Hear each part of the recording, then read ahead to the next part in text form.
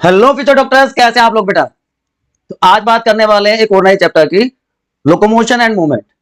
बहुत बेसिक सी चीज है, लेकिन 90% बच्चों को इसका डिफरेंस नहीं पता होता कि what is the difference between locomotion and movement. अगर आपको पता है तो एक बार फटाफट कमेंट सेक्शन में लिखिए। तो इस सेशन में हम बात करने वाले हैं बच्चों दो चीजों की।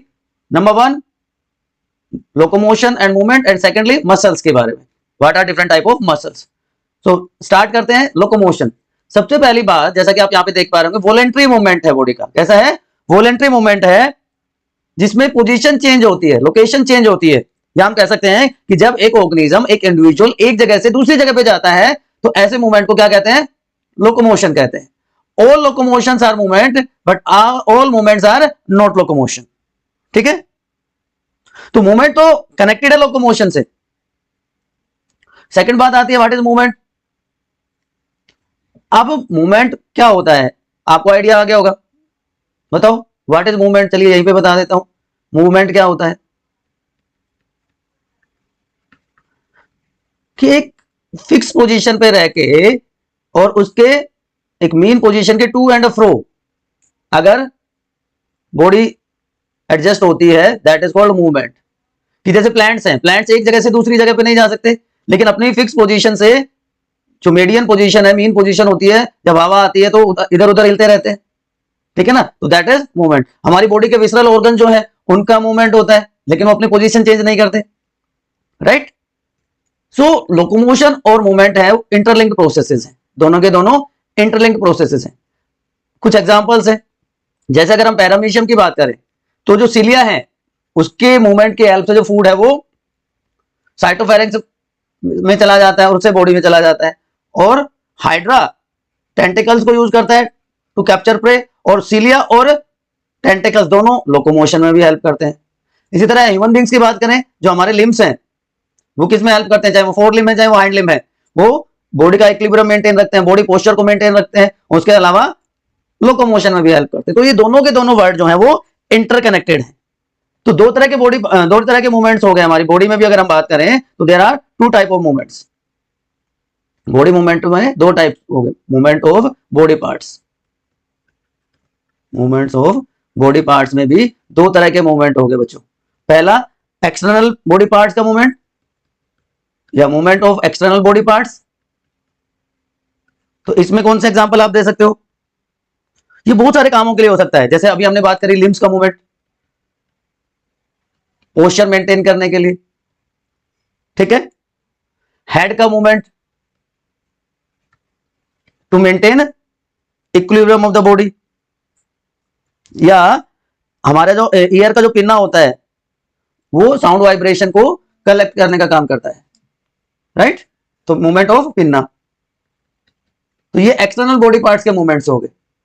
लेकिन अगर इसको हम कंपेयर करें with movement of internal body parts, internal body part movements, तो उसमें क्या कौन से आ जाएंगे? हमारे विसरल ऑर्गन्स आ जाएंगे, हमारे इंटरनल ऑर्गन्स आ जाएंगे। जैसा कि मैं अभी थोड़ी देर पहले आपको बता रहा था, जो हमारी बॉडी की मसल्स हैं, उन मसल्स की हेल्प से जो हमारा मस्कुलर मूवमेंट, जैसे कार्डियक मसल्स हैं हमारे हार्ट में, वो क्या करती हैं? हार्ट के मूवमेंट में, ब्लड के डिस्ट्रीब्यूशन में हेल्प कर देती हैं। ठीक है। इंस्पायरेशन और एक्सपायरेशन प्रोसेस है, तो इसमें कार्डियक मसल्स। रेस्पिरेशन में एक्सटर्नल और इंटरनल इंटरकोस्टल मसल्स होती हैं, वो हेल्प कर देती हैं। ठीक है। तो there are different type of movements of our body parts also.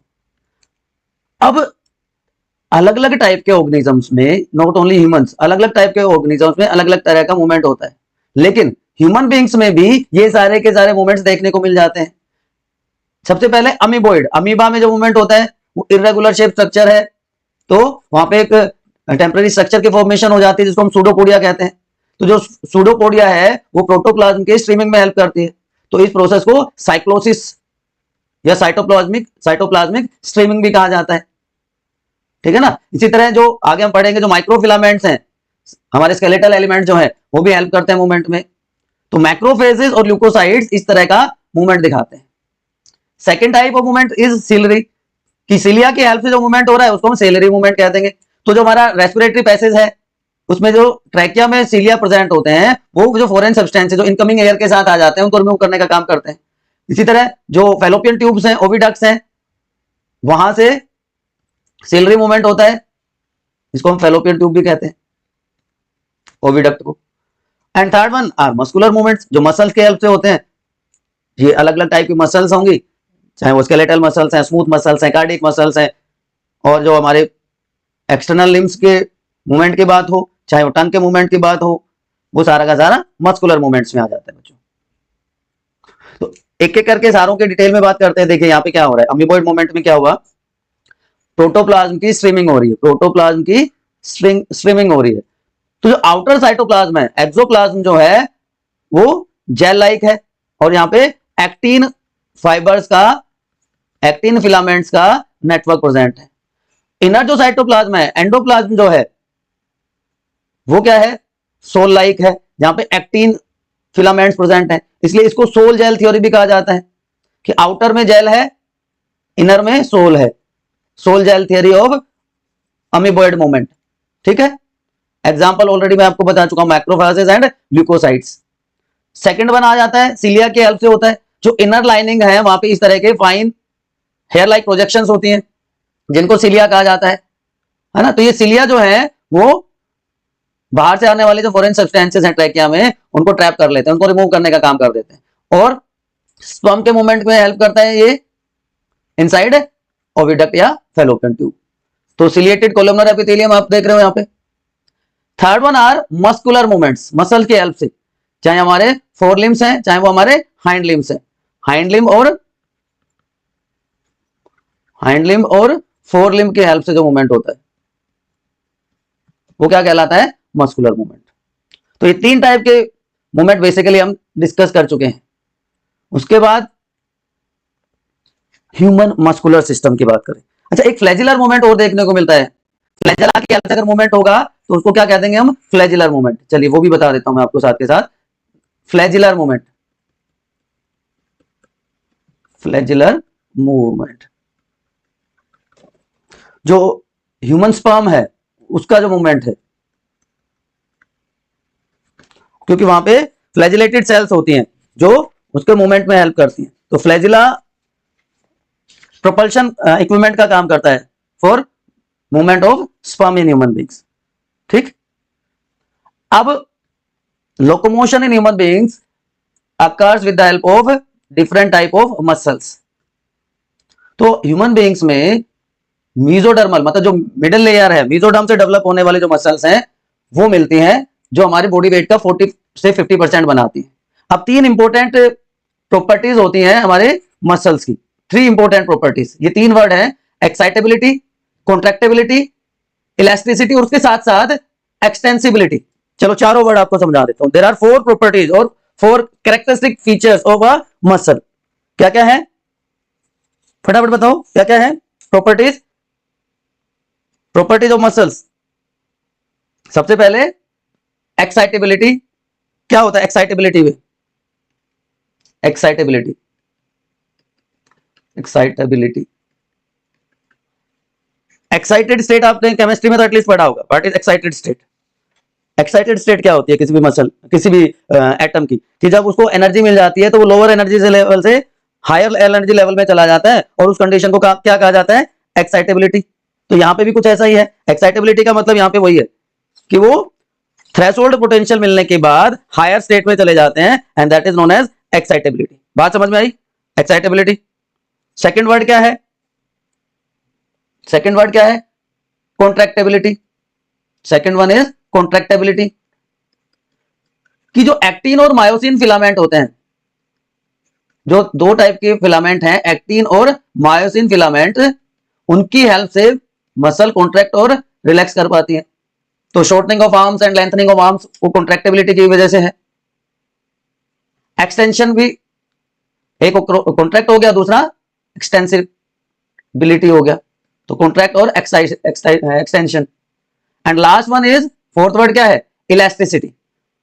Elasticity कि इलास्टिक है नेचर में, इलास्टिक है नेचर में, कि रिजिड स्ट्रक्चर नहीं। अगर रिजिड होती तो मूवमेंट ही नहीं हो पाएगा, रिजिड होंगी तो मूवमेंट ही नहीं हो पाता। ठीक है ना, तो ये 4 वर्ड आपको ध्यान रखने हैं। क्लियर है? चलिए, अब लोकेशन के बेस पे 3 टाइप की मसल्स ह्यूमन बॉडी में मिलती हैं। पहली है स्केलेटल, जिनको हम स्ट्रेटेड या वोलेंट्री मसल्स भी कहते हैं। Second one visceral, non striated या स्मूथ मसल्स, और तीसरी कार्डियक मसल्स। ठीक है, striated, smooth and cardiac muscles. Striated muscles जो स्केलेटल सिस्टम से अटैच्ड है, जो स्केलेटल सिस्टम से अटैच्ड है, हमारी बोन से अटैच्ड है, वो मसल्स क्या बनाती हैं? Skeletal muscles, striated muscles. ये वोलेंट्री मसल्स हैं, हमारे विल पावर के कंट्रोल में है, they are under control of our will power. हम अपनी मर्जी के हिसाब से इनका मूवमेंट करवा सकते हैं। फटीग मसल्स हैं, इसमें माइटोकॉन्ड्रिया का नंबर कम होता है, तो एनर्जी कम होती है, इसकी वजह से वो, अगर ऑक्सीजन की सफिशिएंट सप्लाई नहीं है तो मसल फटीग हो जाता है इनमें। अब आप कहोगे सर यहां तो मोर माइटोकॉन्ड्रिया दिया हुआ है, जितनी जरूरत होगी उस हिसाब से। मल्टीन्यूक्लिएटेड मसल फाइबर्स होते हैं, और जब मल्टीन्यूक्लिएटेड मसल फाइबर होता है तो उसके लिए एक वर्ड यूज किया जाता है, सिंसेटिकल, सिंसिटियम, सिंसिटियम। तो सिंसेटिकल मल्टीन्यूक्लिएटेड मसल फाइबर्स हैं। स्ट्रिएशंस यहां पे प्रेजेंट हैं, लाइनिंग्स प्रेजेंट हैं, जिनको स्ट्रिएशंस कहा जाता है। तो यह सारी की सारी चीजें यहां पे देख पा रहे हैं। अब ये sarcolemma, and isotropic, anisotropic substance, intermediate line, myofibril nucleus, ये सारी की सारी एक एक वर्ड हम डिस्कस करेंगे जब हम डिटेल स्ट्रक्चर डिस्कस करेंगे स्केलेटल मसल की नेक्स्ट सेशन में। ठीक है, तो स्केलेटल मसल्स में सबसे ज्यादा क्या होता है? मोस्ट अबंडेंट मिनरल एलिमेंट, जो सबसे ज्यादा अमाउंट में, most abundant mineral element in skeletal muscles is potassium. क्या प्रेजेंट होता है? पोटेशियम, यहां पे सबसे ज्यादा अमाउंट में, ध्यान रखना है आपको, इंपॉर्टेंट है। ठीक है, उसके अलावा तो सोडियम, कैल्शियम जैसे सारी चीजें प्रेजेंट होती हैं। ठीक है, यहां पे एक पिगमेंट प्रेजेंट होता है, दूसरी इंपॉर्टेंट बात, यहां पे एक पिगमेंट प्रेजेंट होता है, जैसे ब्लड में हीमोग्लोबिन होता है तो मसल्स में मायोग्लोबिन, मायोग्लोबिन पिगमेंट यहां पे प्रेजेंट होता है, मायोग्लोबिन पिगमेंट। ठीक है, इसके अलावा यहां पे एटीपी प्रेजेंट होगा, यूरिया, क्रेटिनिन, ये सारी चीजें भी प्रेजेंट होती हैं। ठीक, तो जो मेजर कंपोनेंट है इस मसल्स का वो क्या होगा? Major component of this muscles, abundant mineral अलग चीज है, major component is water. Major component क्या है इन मसल्स का? वाटर है। Most abundant mineral element potassium है, पिगमेंट मायोग्लोबिन है। याद रहेंगे सारी की सारी चीजें। चलिए, उसके बाद सेकंड टाइप आर विसरल और स्मूथ मसल्स। विसरल ऑर्गन मतलब जो हमारे इंटरनल ऑर्गन के साथ अटैच्ड है, जो इंटरनल ऑर्गन के साथ अटैच्ड है, उन मसल्स को क्या कहते हैं? विसरल मसल्स कहते हैं। तो यहां पे वो लाइनिंग्स, वो स्ट्रिएशंस प्रेजेंट नहीं होंगी, ये इस तरह की यूनिन्यूक्लिएटेड होंगी, पॉइंटेड एंड्स होंगे, इसलिए यहां पे ब्लड सप्लाई भी कम होती है। यूनिन्यूक्लिएट हो गए, कम माइटोकॉन्ड्रिया है, और हमारे विल पावर के कंट्रोल में नहीं है, इसलिए इनको इनवॉलेंट्री मसल फाइबर्स भी कहा जाता है। They are also known as involuntary muscle fibres. Clear है बच्चों? कोई समस्या, कोई किंतु परंतु? तो हमारा ईसोफेगस, स्टमक, इंटेस्टाइन, जितने भी इंटरनल ऑर्गन्स हैं उनमें ये प्रेजेंट होते हैं। ठीक है, यहां पे एक सिंगल न्यूक्लियस होता है जैसा कि मैंने बताया, और उसके चारों तरफ क्या है? साइटोप्लाज्म। तो यहां पे साइटोप्लाज्म को क्या कहा जाएगा? सार्कोप्लाज्म। यहां पे साइटोप्लाज्म जो है वो क्या कहलाएगा? सार्कोप्लाज्म। ठीक, अब यहां पे इस सार्कोप्लाज्म में जो व्हाट यू से मायोफाइब्रिल्स हैं वो लॉन्गिट्यूडनली अरेंज रहते हैं। जब आप डायग्राम सॉरी डिटेल स्ट्रक्चर पढ़ोगे तो आपको चीजें और अच्छे से समझ में आ जाएंगी। Third type is cardiac muscles. They are found only in heart walls. Especially heart की वॉल्स में जो प्रेजेंट होती हैं वो क्या होंगी? Cardiac muscles. ये मिक्स है दोनों का। देखिए, स्केलेटल मसल की तरह यहाँ पे स्ट्रिएशंस प्रेजेंट है, लेकिन स्मूथ मसल्स की तरह ये इनवॉलेंट्री है। स्केलेटल मसल की तरह यहाँ पे ब्लड सप्लाई रिच होती है, और स्मूथ मसल की तरह ये यूनिन्यूक्लिएटेड होते हैं। तो it is a mixture of both these type of muscles, skeletal and smooth muscles. ठीक है, इसके अलावा यहाँ पे दो चीजें और प्रेजेंट होती हैं, ये इंटरकैलेटेड डिस्क्स प्रेजेंट होती हैं। क्या प्रेजेंट होती हैं? Intercalated discus.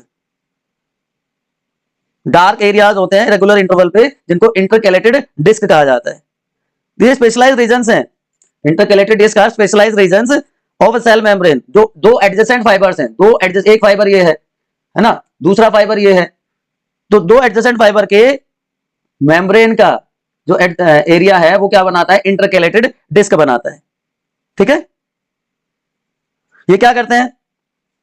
जो कॉन्ट्रैक्शन वेव है उसको मल्टीप्लाई करते हैं, उसको बूस्ट करते हैं, और जो कॉन्ट्रैक्शन की मसल्स हैं उसको अलाउ करेंगे कि एक जगह से एक कार्डियक फाइबर से दूसरे कार्डियक फाइबर में चली जाए। ठीक है, तो these are 3 type of muscles. अगर हम इनका कंपैरिजन करते हैं, देखिए यहां पे ये तीनों टाइप की मसल्स हैं, स्केलेटल, स्मूथ एंड कार्डियक। तो स्केलेटन से अटैच्ड है स्केलेटल, इंटरनल ऑर्गन से अटैच्ड है विसरल या स्मूथ, हार्ट वॉल से अटैच्ड है तो कार्डियक मसल। यहाँ पे स्ट्रेशंस प्रेजेंट है, यहाँ पे नहीं है, यहाँ पे फिर से प्रेजेंट है, ये मिक्सचर है दोनों का, ये मिक्सचर है। यहाँ पे ब्लड सप्लाई बहुत अच्छी है, ये इसका ये कैरेक्टर यहाँ पे आ गया। विसरल मसल इनवॉलेंट्री है, इसका ये कैरेक्टर यहाँ पे आ गया, जबकि स्केलेटल मसल वॉलेंट्री है। ये फटीग हो जाती है इनमें, इनमें फटीग नहीं होता, इसमें भी फटीग नहीं होता।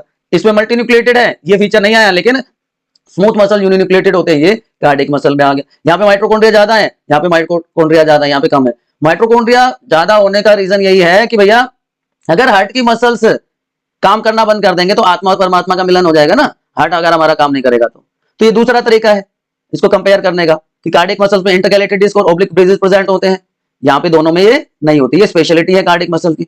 स्ट्रिएशंस प्रेजेंट है, नॉन स्ट्रेटेड है स्मूथ मसल्स, है ना।